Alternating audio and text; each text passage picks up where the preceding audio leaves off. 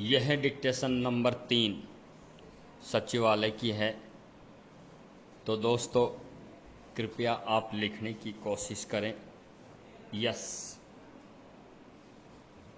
यह मनुष्य का जीवन जो हम लोगों को एक सौभाग्य के रूप में प्राप्त हुआ है, वह एक ऐसा अवसर है जहां से अनंत प्रकाश की यात्रा प्रारंभ हो सकती है। भगवान कृष्ण जब श्रीमद् भगवद गीता को कहने के क्रम में अपना विराट रूप अर्जुन को दिखाते हैं, तो गीताकार ने उस दृश्य के लिए कहा है। भावार्थ में कहें तो यह कह सकते हैं कि यदि आकाश में हजारों सूर्य भी एक साथ उदित हो जाएं, तो उन सब का जो सम्मिलित प्रकाश है वो भी मिलकर परमात्मा के उस प्रकाश की बराबरी कर पाने में समर्थ नहीं था। अब कल्पना करके देखें कि उस अनंत, अतुलनीय, अपरिमित प्रकाश के एक अंश के रूप में, परमात्मा के एक अंश के रूप में, भगवान के एक अंश के रूप में हम और आप जन्मे हैं। परंतु यदि हम अपने जीवन की यात्रा मात्र किलकारी मारने से लेकर चिंता पर जलने तक सीमित मानकर बैठ जाएं, तो यहाँ वही कहावत है, जो चिता पर जलने तक सीमित मानकर बैठ जाएं, तो फिर हमारे भीतर का परमात्मा तो अभिव्यक्त नहीं हो पाता, परंतु हमारे भीतर का पशु अवश्य जाग उठता है।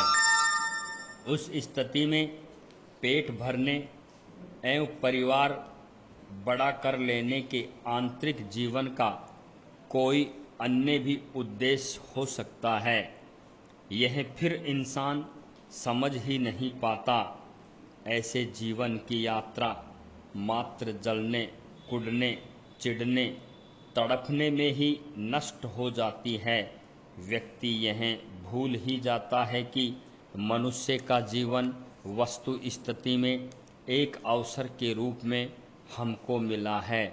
जो इस अवसर का सही सार्थक व सम्यक उपयोग करना जान जाते हैं, उनके जीवन की यात्रा उनको परमात्मा तक ले जाती है। सच पूछा जाए तो इसके अतिरिक्त फिर जीवन का और उद्देश्य ही क्या है। यदि हम सब जान गए पर स्वयं को न जान सके, तो जो भी जाना वो व्यर्थ ही है, मूल्य विहीन है, निरर्थक है।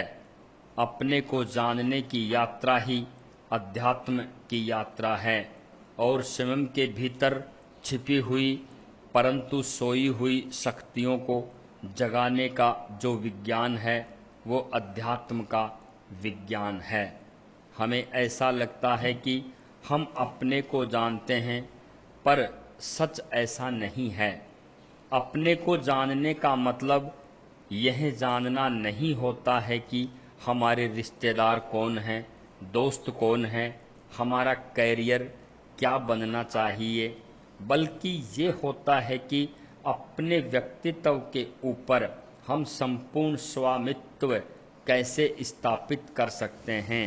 स्वयं को जानने का मतलब औरों का जो हमारे प्रति यहाँ एक मत है, जिसे हम एक साथ की स्थिति को आगे बढ़ाते हुए उनको पुकारते हैं, उसको जानना नहीं है, बल्कि अपने मन पर, इंद्रियों पर पूर्ण वशीकार के भाव को स्थापित कर लेना है। यदि हम सच में स्वयं को जानते, तो हमारे मन में एक भी विचार ऐसा न आता जिसको कि हम नहीं आने देना चाहते, परंतु ऐसा होता कहाँ है। हमें खुद को भी नहीं पता कि कब कहाँ से कौन सा विचार प्रकट हो जाता है और हमारे मन की शांति को छीन कर चला जाता है।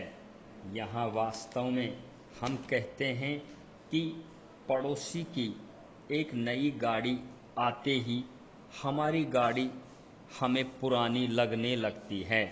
दूसरे को नौकरी में पदोन्नति मिलते ही हमें हमारी नौकरी छोटी लगने लगती है।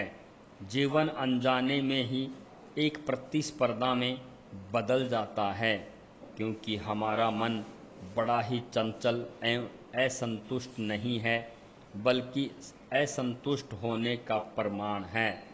प्रश्न उठता है कि मन आखिर इतना चंचल क्यों है? तो उसका एक कारण तो यह है कि मन है तो एक इंद्रिय, एक उपकरण, परंतु हम उसको मालिक बनाकर यहाँ पर बैठ जाते हैं। जो हम नहीं भी सोचना चाहते होंगे वो भी मन सोचता है। जो हम नहीं भी करना चाहते होंगे वो भी मन करता है। वह न किसी की सुनता है न समझता है, क्योंकि वह था तो इंद्रिय, परंतु हमने संपूर्ण व्यक्तित्व का एकाधिकार उसको दे दिया है। कौन चाहता है कि मन में कामुकता के विचार आएं? कौन चाहता है कि मन क्रोध की ज्वालाओं में जल उठे? कौन चाहता है कि मन ईर्ष्या और द्वेष से विफल हो? चाहता तो कोई भी नहीं, परंतु आदत ऐसी पड़ चुकी है कि मन जैसा कराना चाहता है वैसा हम करते हैं। क्योंकि हमने एक गलती कर दी। गलती यह कर दी कि जो रिश्तेदार बनकर के आया था उस घर की चाबियां हमने पकड़ा दी हैं, और अब शिकायत करते हम घूमते हैं कि वो घर खाली नहीं कर रहा है। स्वाभाविक है कि मन की चंचलता व्यक्तित्व में अस्थिरता को, असंतुलन को जन्म देती है। इन सब असंतुलन के कारणों के मध्य में संतुलन को लाना, अपने मन पर संपूर्ण स्वामित्व को लाना, जो हम चाहें वो मन सोचे, यह एक तरह से व्यक्तित्व के रूपांतरण की दिशा में पहला परंतु महत्वपूर्ण पड़ाव है। मन के ऊपर एकाधिकार को स्थापित किए बिना आध्यात्मिक यात्रा पूर्ण रूपेण अधूरी ही रह जाती है। यह सही तरह से हो, इसके लिए जरूरी है कि हम स्वयं से झूठ बोलना बंद करें। परम पूज्य गुरुदेव ने इसे निष्पक्ष आत्मसमीक्षा का नाम दिया है। गलती हो जाना बड़ी बात नहीं है, पर गलती को सही समझकर उसी पर अड़े रहना व्यक्तित्व के पतन का द्वार बन जाता है। अध्यात्म अपने आप को समग्र रूप से जान लेने का नाम है, और ऐसे में अपने आप को पूरी तरह से जान लेना सही है। क्या हमारे लिए अच्छा है और क्या बुरा? जो आज बुरा है वो कल अच्छे में बदल सकता है, पर तभी जब हम उसे बुरे रूप में देखना प्रारंभ करते हैं। इसके साथ यह भी सत्य है कि हमारे अंतःकरण में आध्यात्मिक उत्कर्ष के प्रति गहन श्रद्धा का भाव है। जो व्यक्तित्व में बैठी हुई गहरी बुराइयां हैं, जन्म जन्मांतरों से वहाँ धसी हुई हैं, उनको अकेले पुरुषार्थ से दूर कर पाना असंभव नहीं तो दुष्कर तो अवश्य होता है। यदि ऐसे में हृदय में श्रद्धा का भाव हो तो यह कार्य सहजता से संभव हो जाता है। स्टॉप।